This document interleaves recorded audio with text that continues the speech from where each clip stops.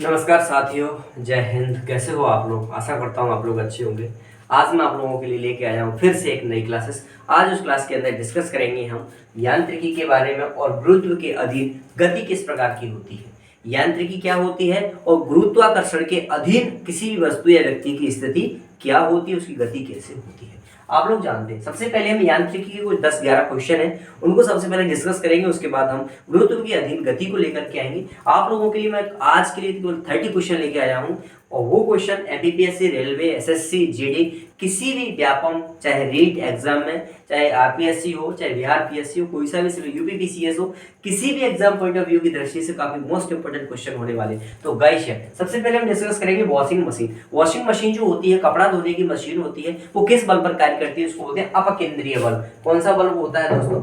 अपकेंद्रीय बल। अपकेंद्रीय बल के कारण वॉशिंग मशीन होती है जो कि कपड़ों को धोती है, उसका जो बल लगता है वो केंद्र से बाहर की ओर लगता है।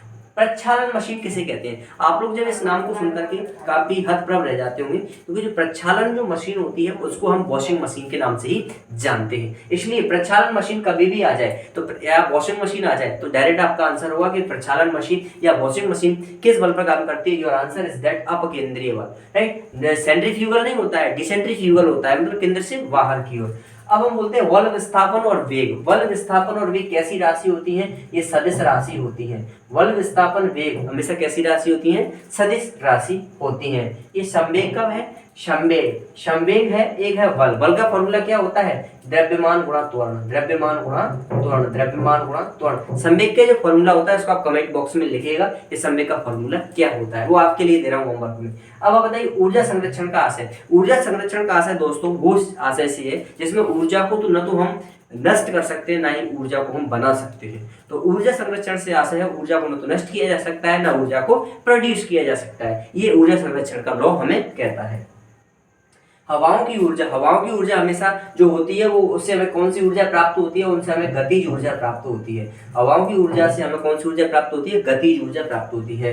विंड पावर या पवन चक्की, विंड पावर या मतलब पवन चक्की जो होती है उनमें जो होता है वो गतिज ऊर्जा होती है। कौन सी ऊर्जा होती है? गतिज ऊर्जा, जो कि विद्युत ऊर्जा में परिवर्तित हो जाती है। उसके बाद पढ़ते हैं हम स्थिरता का जड़त्व। न्यूटन का पहला नियम कहता है स्थिरता का जड़त्व। अगर कोई वस्तु स्थिर है तो वो स्थिर रहना चाहती है, कोई वस्तु गतिशील है गतिशील रहना चाहती है, अगर जब तक कि आप उस पर कोई बाह्य फोर्स नहीं लगा। जब स्थिरता का जड़त्व का मतलब कहता है एक व्यक्ति ट्रेन में बैठा हुआ है, ट्रेन अचानक आगे की ओर चल पड़ती है, इस स्थिति में उसकी कमर के नीचे का भाग स्थिर रहना चाहता है। कमर के नीचे का भाग तो स्थिर रहता है क्योंकि उस गाड़ी के संपर्क में रहता है, लेकिन इससे ऊपर वाला भाग स्थिर रहना चाहता है, बट गाड़ी एक साथ आगे की ओर चली जाती है जिसके कारण वो पीछे की ओर झुक जाता है।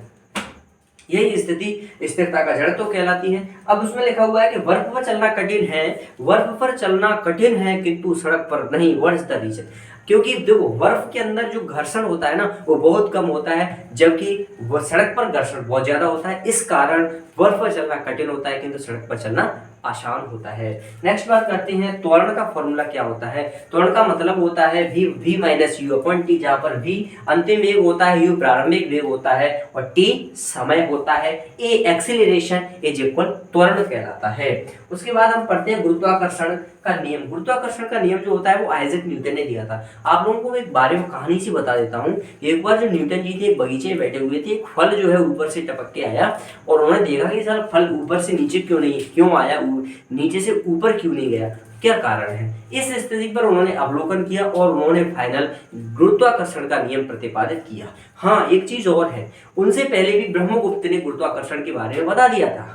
इसलिए ये भी क्वेश्चन में लेके आया हूं कि न्यूटन से पूर्व गुरुत्वाकर्षण का नियम किसने दिया? न्यूटन से पूर्व गुरुत्वाकर्षण का नियम ब्रह्मगुप्त जी ने दे दिया था। निर्वात में सीधा खड़ा ना होना। निर्वात में आप सीधे खड़े क्यों नहीं हो पा सकते? क्योंकि वहां पर आपका ग्रेविटेशनल फोर्स नहीं होता है। यानी निर्वात होता है जो वैक्यूम होता है, माने जहां पर कोई ग्रेविटेशनल फोर्स नहीं होता है उस जगह आप सीधे खड़े नहीं रह सकते। रीजन ये है कि उस जगह का ग्रेविटेशनल फोर्स बिल्कुल भी शून्य होता है, जिसके कारण आप उस जगह पर सीधे खड़े नहीं हो सकते। उस जगह पे आप तैर सकते हैं, आप बह सकते हैं इस तरह से। जैसे चंद्रमा पर आप जाओगे तो वहां पर ग्रेविटेशनल फोर्स नहीं है, जिसके कारण आप ऐसे हवा में तैरोगे बिल्कुल गुब्बारे की तरह, राइट। तो ये होता है। पृथ्वी का तो ग्रेविटेशनल फोर्स है, इसलिए वो हमको अपनी ओर खींचे हुए, इसलिए हम वहां पर रखे हुए हैं। अदरवाइज पृथ्वी का गुरुत्वाकर्षण नहीं होता तो हम भी आज आसमान में पतंग की तरह तैर रहे होते।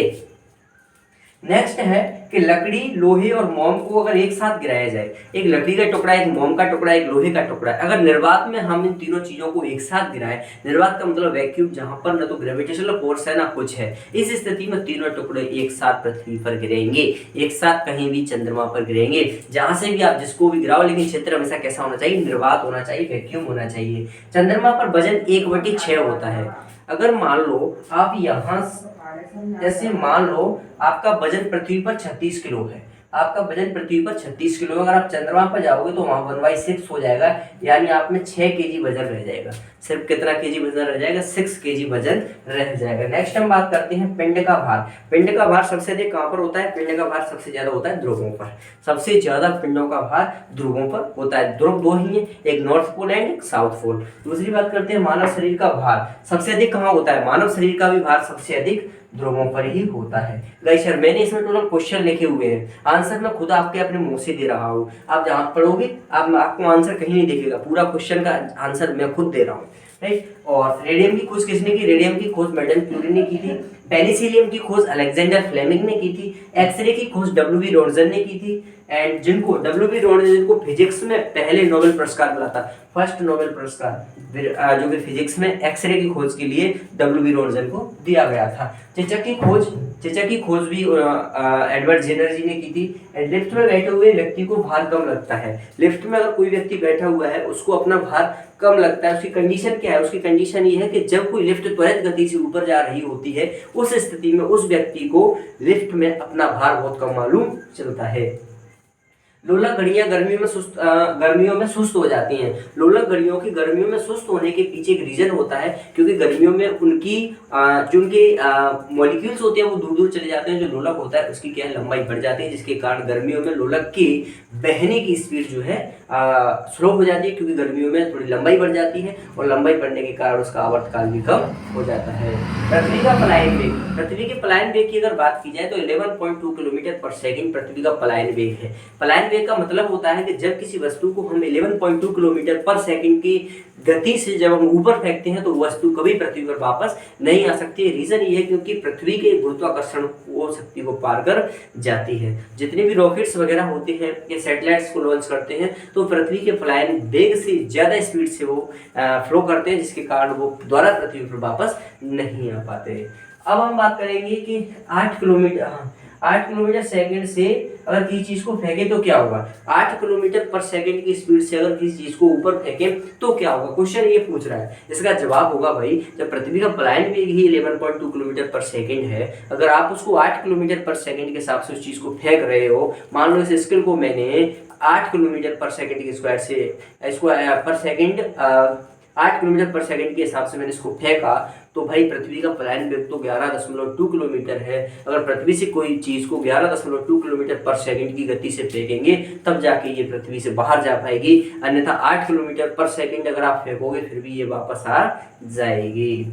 इसलिए हमेशा अगर किसी वस्तु को ऐसा फेंकना है कि वो जिंदगी में वापस नहीं आए तो उसको 11.2 किलोमीटर पर सेकंड की गति से ही फेंकना पड़ेगा। और उसके बाद में पेंडुलम घड़ी की स्पीड, पेंडुलम घड़ी की स्पीड सर्दियों में क्या होता है, पेंडुलम घड़ी की स्पीड सर्दियों में बढ़ जाती है। रीजन ये होता है क्योंकि वो छोटी हो जाती है, उसके मॉलिक्यूल्स पास में आ जाते हैं, उसकी लंबाई भी कम हो जाती है। उपग्रह पृथ्वी के चारों ओर चक्कर लगाता है, किस बल से लगाता है।